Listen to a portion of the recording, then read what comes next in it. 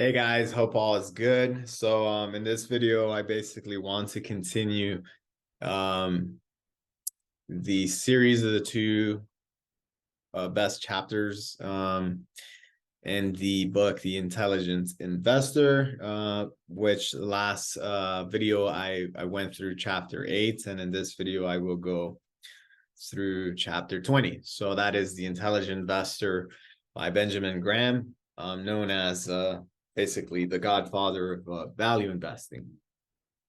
I'll go into it. Margin of safety as the central concept of investment. And this was I believe, the original introduction of the margin of safety in the world of investing. In the old legend, the wise man finally boiled down the history of mortal affairs into a single phrase: this too will pass. Confronted with a like challenge to distill the secret of sound investment into 3 words, we venture the motto margin of safety. This is the thread that runs through all the preceding discussion of investment policy, often explicitly, sometimes in a less direct fashion. Let us try now briefly to trace that idea and a connected argument. All experienced investors recognize that the margin of safety concept is essential to the choice of sound bonds and preferred stock. For example, a railroad should have earned its total fixed charges better than 5 times before income tax, taking a period of years for its bonds to qualify as investment grade issues. This past ability to earn in excess of interest requirements constitute the margin of safety that is counted on to protect the investors against loss or discomfiture in the event of future decline in net income. The margin above may be stated in other ways. For example, in the percentage of which revenue or profits may decline before the balance after interest disappears, but the underlying idea remains the same. The bond investor does not expect future average earnings to work out the same as in the past. If he were sure of that, the margin demanded might be small, nor does he rely to any controlling extent on his judgment as to whether future earnings will be materially better or poorer than in the past. If he did that, he would have to measure his margin in terms of a carefully projected income account, instead of emphasizing the margin shown in the past record. Here, the function of the margin of safety is, in essence, that of rendering unnecessary and accurate estimates of the future. If the margin is a large one, then it is enough to assume that future earnings will not fall far below those of the past in order for an investor to feel sufficiently protected against the vicissitudes of time. The margin of safety for bonds may be calculated alternatively by comparing the total value of the enterprise with the amount of debt. A similar calculation may be made for the preferred stock issue. If the business owes 10 million and is fairly worth 30 million, there is room for shrinkage of 2/3 in value, at least theoretically, before the bondholder will suffer loss. The amount of the extra value or cushion above the debt may be approximated by using the average market price of the junior stock issues over a period of years. Since average stock prices are generally related to the average earning power, the margin of enterprise value over debt and the margin of earnings over charges will in most cases yield similar results. So much for the margin of safety concept as applied to fixed value investments. Can it be carried over into the field of common stock? Yes, but with some necessary modifications. There are instances where a common stock may be considered sound because it enjoys a margin of safety as large as that of a good bond. This will occur, for example, when a company has outstanding only common stock that under depression conditions is selling for less than the amount of the bonds that could safely be issued against its property and earning power.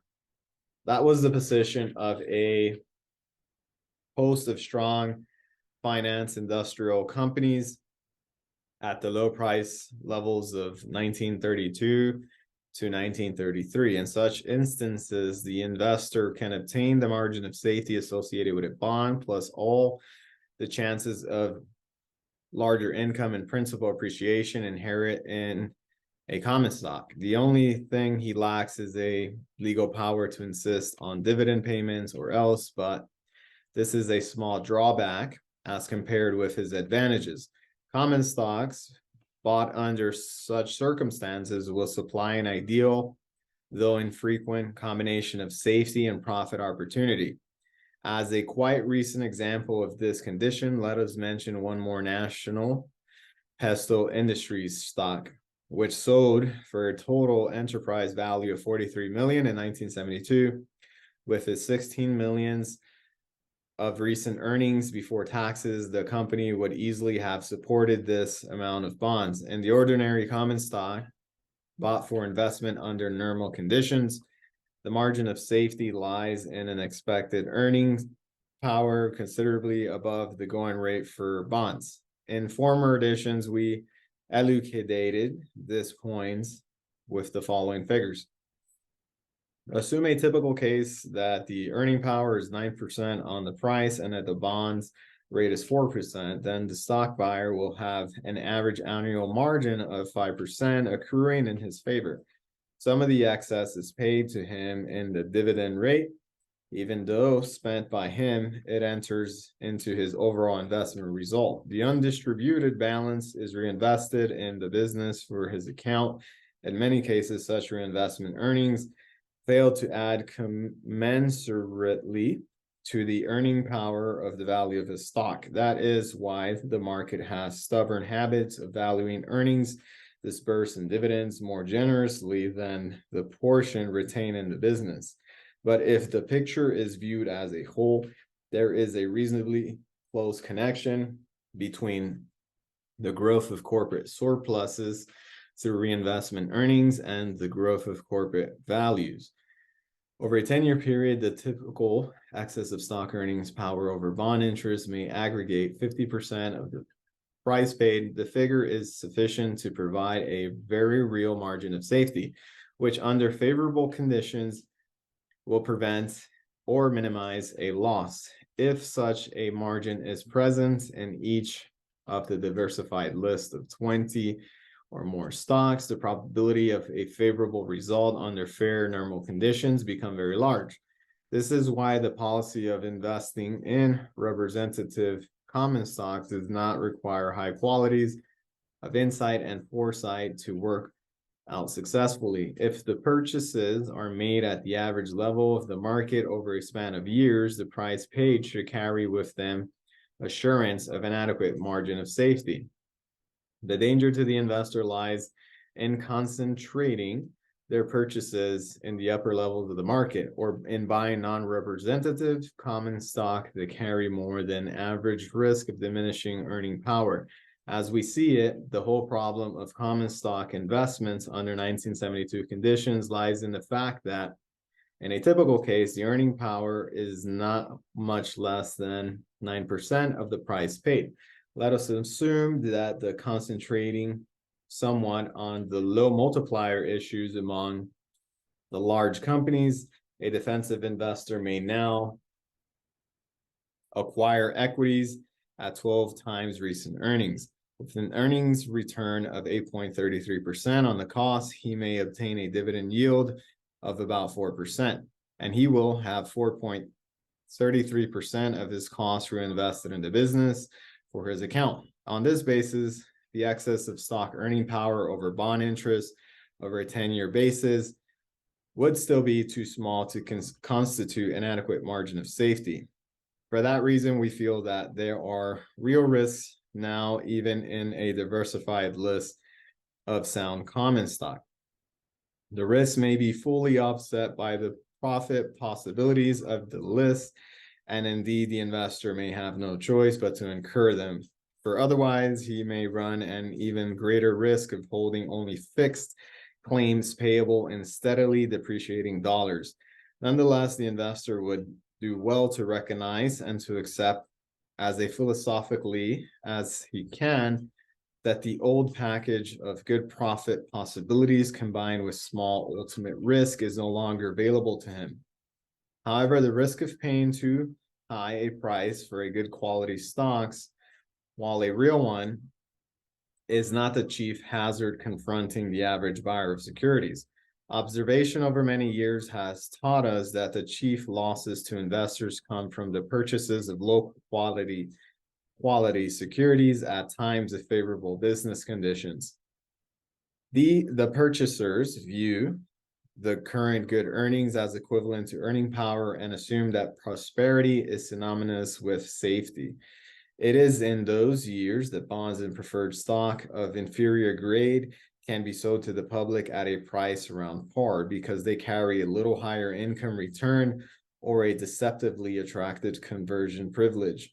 It is then also that common stock of obscure companies can be floated at prices far above the tangible investment on the strength of 2 or 3 years of excellent growth. These securities do not offer an adequate margin of safety in any admissible sense of the term. Coverage of interest and preferred dividends must be tested over a number of years, including preferably a period of subnormal business, such as in 1970 through 1971. The same is ordinarily true of common stock earnings. If they are to qualify as indicators of earning power, thus it follows that most of the fair-weathered investment acquired at fair-weathered prices are destined to suffer disturbing price declines when the horizon clouds over, and often sooner than that. Nor can the investor count with confidence of the eventual recovery, although this does come about in some proportion of the cases, for he has never had a real safety margin to tide him through adversity. The philosophy of investments in growth stocks parallel in part and in part contravene the margin of safety principle. The growth stock buyer relies on an expected earning power that is greater than the average shown in the past. Thus, he may be said to substitute these expected earnings for the past record in calculating his margin of safety. In investment theory, there is no reason why carefully estimated future earnings should be less reliable guide than the bare records of the past. In fact, security analysis is coming more and more to prefer a competently executed evaluation of the future. Thus, the growth stock approach may supply as dependable a margin of safety as is found in the ordinary investment, provided the calculation of the future is conservatively made and provided it shows a satisfactory margin in relation to the price paid. The danger in a growth stock program lies precisely here. For such favored issues, the market has a tendency to set prices that will not be adequately protected by a conservative projection of future earnings. It is the basic rule of prudent investment that all estimates, when they differ from the past performance, must err at least slightly on the side of understatement. The margin of safety is also dependent on the price paid. It will be large at one price, small at some other price, non-existing at some still higher price. If, as we suggested, the average market level of most growth stock is too high to provide an adequate margin of safety for the buyer, then a simple technique of diversified buying in this field may not work out satisfactorily. A special degree of foresight and judgment will be needed in order that wise individual selections may overcome the hazard inherent in the customary market level of such issues as a whole. The margin of safety idea becomes much more evident when we apply it to the field of undervalued or bargain securities, We have here, by definition, a favorable difference between price on the one hand and indicated or appraised value on the other. That difference is the safety margin.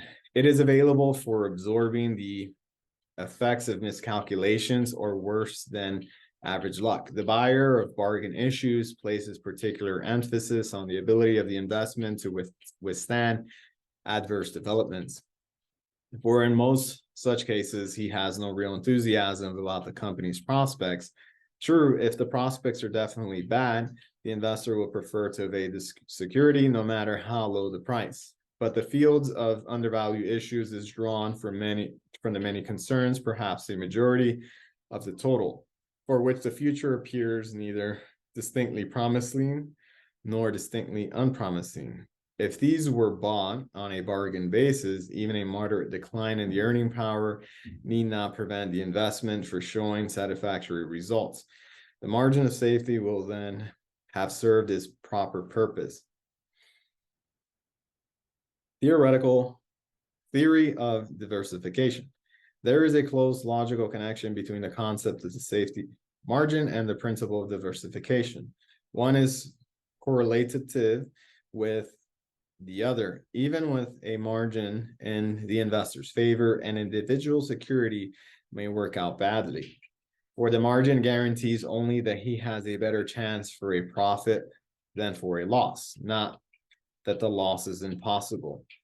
But as the number of such commitments is increased, the more certain does it become that the aggregate of the profits will exceed the aggregate of the losses. This is the simple basis of insurance underwriting business.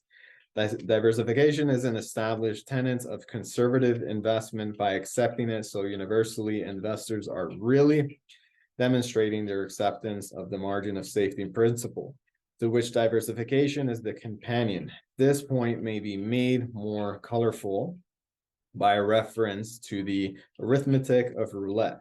If a man bets $1 on a single number, he is paid $35 profit when he wins. But if the chances are 37-1 that he will lose, he has a negative margin of safety.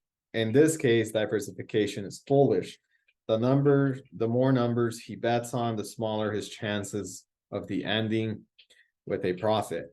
If he regularly bets $1 on every number, including 0 and 00, he is certain to lose $2 on each turn of the wheel. But suppose the winner received $39 profit instead of 35, then he would have a small but important margin of safety. Therefore, the more numbers he wagers on, the better his chances of gain. And he could be certain of winning $2 on every spin by simply betting $1 each on all the numbers. Incidentally, the two examples given actually describe the respective positions of the player and proprietor of a wheel with 0 and 00. A criterion of investment versus speculation. Since there is no single definition of investment in general acceptance, authorities have the right to define it pretty much as they please. Many of them deny that there is any useful or dependable differences between the concepts of investing and of speculation. We think this skepticism is unnecessary and harmful. It is injurious because it lends encouragement to the innate leaning of many people towards the excitement and hazards of the stock market speculation. We suggest that a margin of safety concept may be used to advantage as the touchstone to distinguish an investment operation from a speculative one. Probably most speculators believe they have the odds in their favor when they take their chances, and therefore they may lay claim to the safety of margin in their proceedings. Each one has the feeling that the time is propitious for his purchase, or that his skill is superior to the crowd's, or that his advisor or system is trustworthy, but such claims are unconvincing. The rest on subjective judgment, unsupported by any body of favorable evidence or any conclusive line of reasoning. We greatly doubt whether the man who stakes money on his views that the market is heading up or down can ever be said to be protected by a margin of safety in any useful sense of the phrase. By contrast, the investor's concept of margin of safety, as developed earlier in this chapter, rests upon simple and definite arithmetical reasoning from statistical data. We believe also that it is well supported by practical investment experience. This is no guarantee that this fundamental quantitative approach will continue to show favorable results under unknown conditions of the future. But equally, there is no valid reason for pessimism on the score. Thus, in sum, we say that to have a true investment, there must be present a true margin of safety. And a true margin of safety is one that can be demonstrated by figures, by persuasive reasoning, and by reference to a body of actual experience. Extension of the concept of investment. To complete our discussion of the margin of safety principle, we must now make a further distinction between conventional and unconventional investments. Conventional investments are appropriate for a typical portfolio. Under this heading, we have always come United States government issues and high grade dividend paying common stock. We have added state and municipal bonds for those who will benefit sufficiently by their tax exempt features. Also included are first quality corporate bonds, when as now they can be bought to yield sufficiently more than United States savings bonds. Unconventional investments are those that are suitable only for the enterprising investor. They cover a wide range. The broadest category is of undervalued common stock and the secondary companies, which we recommend for purchase when they can be bought at 2/3 or less of their dividend of their indicated value. Besides these, there is often a wide choice of medium grade corporate bonds and preferred stocks when they are selling at such depressed prices as to be attainable also at a considerable discount from their apparent value. In these cases, the average investor would be inclined to call the security speculative, because in his mind, their lack of a first quality rating is synonymous with the lack of investment merit. In our argument that a sufficiently low price can turn a security of mediocre quality into a sound investment opportunity, provided that the buyer is informed and experienced and that he practices adequate diversification. Or if the price is low enough to create a substantial margin of safety, the security thereby meets our criterion of investment. Our favorite supporting illustration is taken from the field of real estate bonds. In the 1920s, billions of dollars worth of these issues were sold at par and widely recommended as sound investments. A large proportion had so little margin of value over debt as to be, in fact, highly speculative in character. The depression of the 1930s, an enormous quantity of these bonds defaulted their interest and their price collapsed, in some cases below 10 cents on the dollar. At the stage of the advisors who had recommended them at par as safe investments were rejecting them as paper of the most speculative and unattractive type. But as a matter of fact, the price depreciation of about 90% made many of these securities exceedingly attractive and reasonably safe, for the true values behind them were 4 or 5 times the market quotation. The fact that the purchase of these bonds actually resulted in what is generally called a large speculative profit did not prevent them from having true investment qualities at their low prices. The speculative profit of the purchasers rewards for having made an unusual shrewd investment. They could properly be called investment opportunities, since a careful analysis would have shown that the excessive value of a price provided a large margin of safety. Thus, the very class of fair weather investments, which we stated above, is a chief source of serious loss to naive security buyers, is likely to afford many sound profit opportunities to sophisticated operators who may buy them later at pretty much his own price. The whole field of special situations will come under our definition of investment operations because the purchase is always predicated on a thoroughgoing analysis that promises a larger realization than the price paid. Again, there are risk factors in each individual case, but these are allowed for in the calculations and observed in the overall results of diversified operations. To carry this discussion to a logical extreme, we might suggest that the defensible investment operation could be set up by buying such intangible values as are represented by a group of common stock option warrants, selling at historically low prices. This example was intended as somewhat of a shocker. The entire value of these warrants rests on the possibility that the related stock may someday advance above the option's price. At the moment, they have no exercisable value. Yet, since all investments rest on reasonable future expectations, it is proper to view these warrants in terms of the mathematical chances that some future bull market will create a large increase in their indicated value and in their price. Such a study might well yield the conclusion that there is much more to be gained in such an operation than to be lost, and the chances of an ultimate profit are much better than those of an ultimate loss. If that is so, there is a safety margin present even in the unprocessing security form. A sufficiently enterprising investor could then include an option warrant operation in this miscellany of unconventional investments. To sum up, investment is most intelligent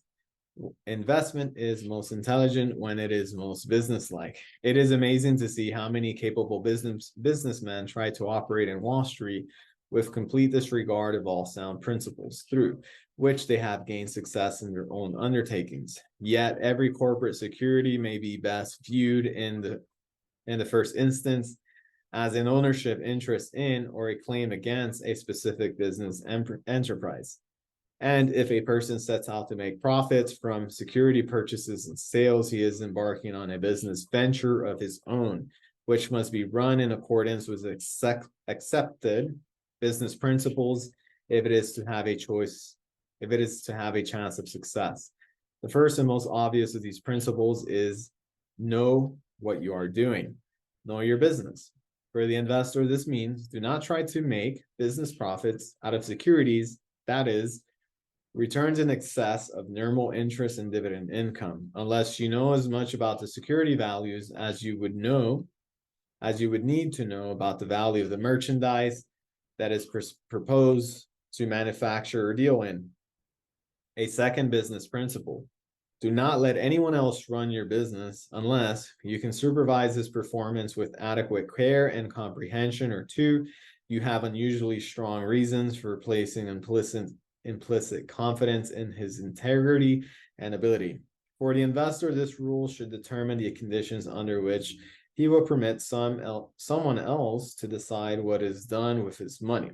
A third business principle: do not enter upon an operation, that is, manufacturing or trading in an item, unless a reliable calculation shows that it has a fair chance to yield a reasonable profit. In particular, keep away from ventures in which you have little to gain and much to lose. For the enterprising investors, this means that his operations for profit should be based not on optimism, but on arithmetic. For every investor, it means that when he limits his return to small figures as formerly, at least in a conventional bond or preferred stock, he must demand convincing evidence that he is not risking a substantial part of his principal. A fourth business rule is more positive: have the courage of your knowledge and experience. If you have formed a conclusion from the facts, and if you know your judgment is sound, act on it. Even though others may hesitate to differ, you are neither right or wrong because the crowd disagrees with you. You are right because your data and reasoning are right. Similarly, in the world of securities, courage becomes the supreme virtue after adequate knowledge and a test judgment are at hand. Fortunately For the typical investor, it is by no means necessary for his success that he brings these qualities to bear upon his program, provided he limits his ambition to his capacity and confines his activities with the safe and narrow path of standard defensive investment. To achieve satisfactory investment results is easier than most people realize. To achieve superior results is harder than it looks. So that is chapter 20 of The Intelligent Investor. Amazing book. If you guys haven't read it, definitely recommend it. So yeah, thank you guys for listening.